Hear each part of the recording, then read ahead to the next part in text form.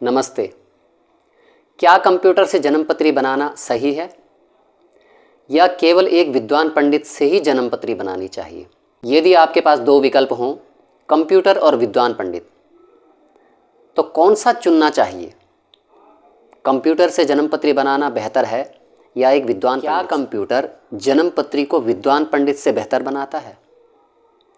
क्या एक कंप्यूटर एक विद्वान गणितज्ञ से जन्मपत्री को ज़्यादा शुद्ध बनाता है? इसमें कई लोगों के तर्क होते हैं, जिनमें वे ज्योतिषी भी शामिल हैं जो जन्मपत्री बनाने में कंप्यूटर का सहारा नहीं लेते, केवल हाथ से ही जन्मपत्रियों का निर्माण करते हैं।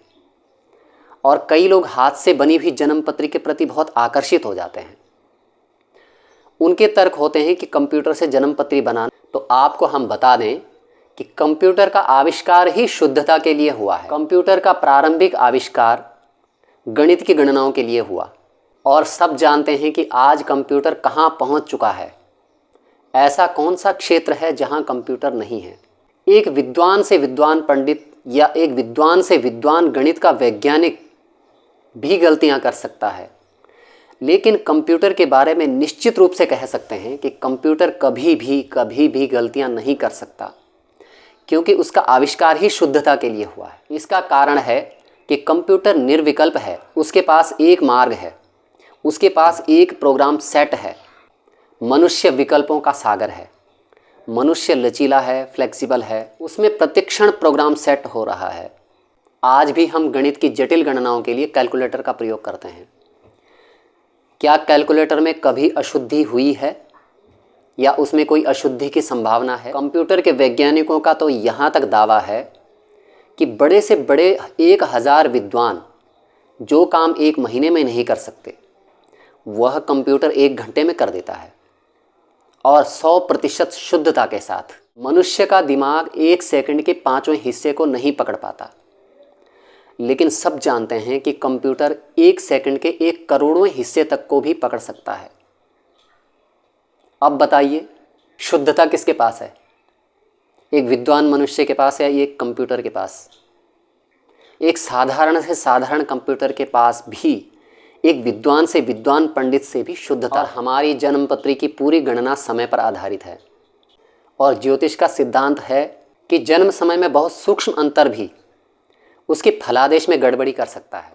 मनुष्य के मस्तिष्क की कुछ सीमाएं हैं, मनुष्य की आँखों की कुछ सीमाएं हैं, मनुष्य के कानों की कुछ सीमाएं हैं, मनुष्य की क्षमता की कुछ सीमाएं हैं, और कंप्यूटर की क्षमता और कंप्यूटर की सीमाएं मनुष्य से लाखों गुना ज़्यादा है। तो अब यह निश्चित हो गया कि कंप्यूटर से जन्मपत्री बनाना एक विद्वान पंडित से जन्मपत्री बनवाने से बेहतर है, क्योंकि एक विद्वान से विद्वान पंडित की बनाई हुई जन्मपत्री से कंप्यूटर द्वारा बनाई हुई जन्मपत्री की शुद्धता 100 गुना ज़्यादा होती है।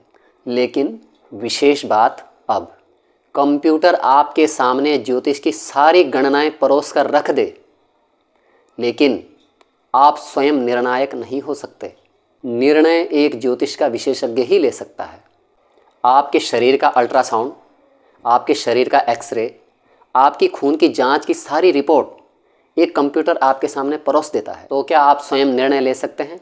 आप सब जानते हैं कि एक डॉक्टर ही इन सब रिपोर्ट्स का निर्णय ले सकता है। निर्णय एक विशेषज्ञ का होता है। कंप्यूटर आपके सामने सारी मेडिकल रिपोर्ट प्रस्तुत कर देता है, लेकिन फिर भी सब जानते हैं कि निर्णय बिना डॉक्टर के नहीं होता। आपके रोगों का निदान बिना डॉक्टर के नहीं होता। एक डॉक्टर ही आपको अच्छी तरह से मार्गदर्शन कर सकता है और उसका समाधान कर सकता है। ठीक यही बात जन्मपत्री निर्माण में भी है। आप अपने कंप्यूटर से जन्मपत्री निर्माण कर सकते हैं, लेकिन निर्णायक आप स्वयं नहीं हो सकते। आप उस विवरण के आधार पर अपना निर्णय नहीं ले सकते, उसका निर्णय एक विद्वान ज्योतिषी ही ले सकता है। अब आती है जन्मपत्री मिलान की बात। तो जन्मपत्री मिलान में भी बिल्कुल यही बात। कंप्यूटर के किसी भी ज्योतिषीय सॉफ्टवेयर में किसी भी स्त्री पुरुष की जन्म तिथि डालने से शुद्धता से आपके मिलान का विवरण देता है। एक विद्वान पंडित के मिलान से भी शुद्धता से विवरण देता है। और कई लोगों का ये तर्क भी होता है कि सॉफ्टवेयर की प्रामाणिकता संदिग्ध होती है, या कौन सा सॉफ्टवेयर प्रामाणिक है, कौन सा सॉफ्टवेयर, कौन से एप्लीकेशन या कई लोगों के तर्क होते हैं कि सॉफ्टवेयर बुद्धिमत्ता से नहीं बनाए जाते।